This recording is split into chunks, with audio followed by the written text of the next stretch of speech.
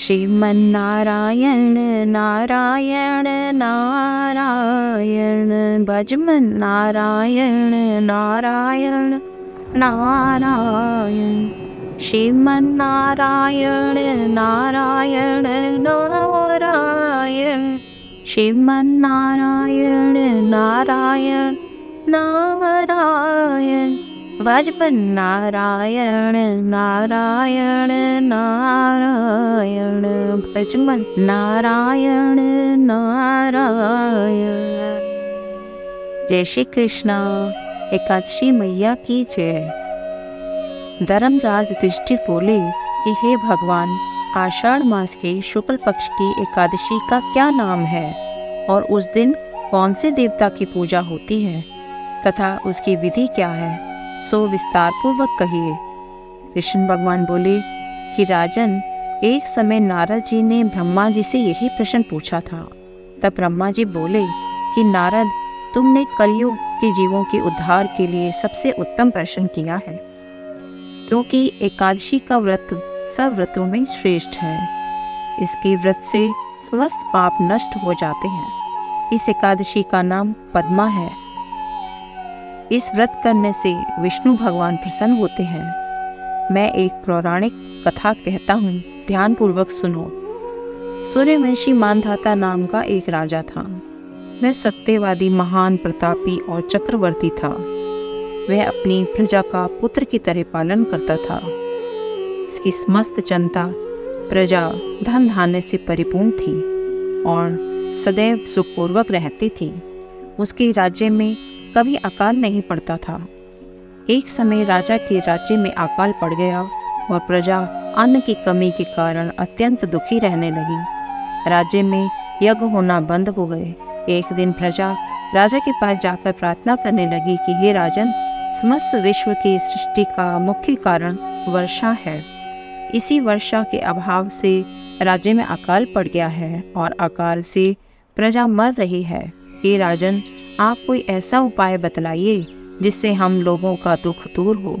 इस पर राजा मानधाता बोला कि आप लोग ठीक कह रहे हैं। वर्षा के ना होने से आप लोग बहुत दुखी हैं।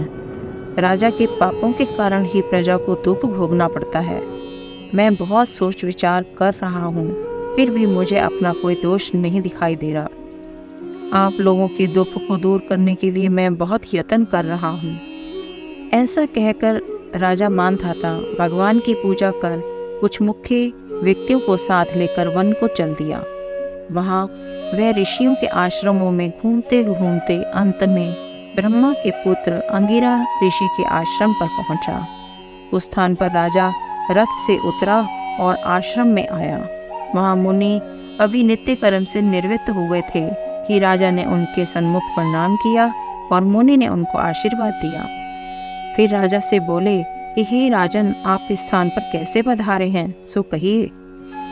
राजा बोला कि हे महर्षि, मेरे राज्य में 3 वर्षों से वर्षा नहीं हो रही है। इससे अकाल पड़ गया है और प्रजा दुख भोग रही है। राजा के पापों के प्रभाव से ही प्रजा को कष्ट मिलता है, ऐसा शास्त्रों में लिखा है।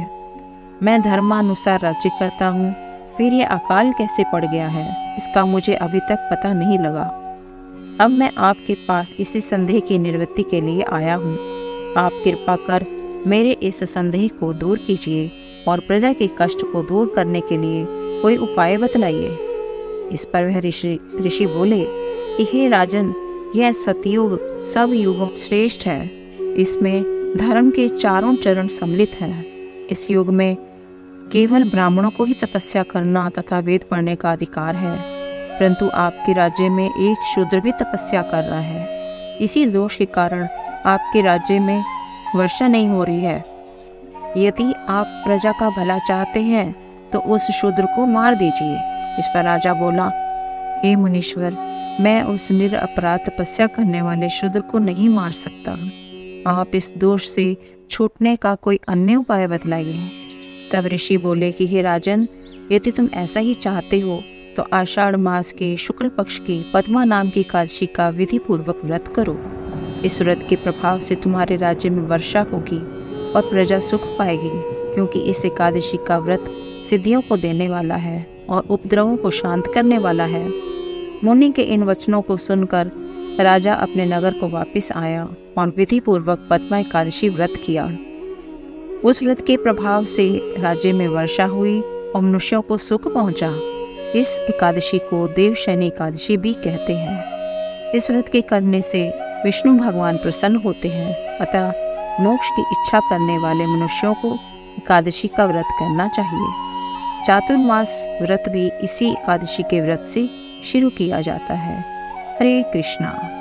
एकादशी मैया की जय। हरे कृष्णा कृष्णा कृष्णा हरे हरे, हरे राम राम राम हरे हरे, हरे कृष्णा कृष्णा कृष्णा हरे हरे, हरे राम राम राम हरे हरे।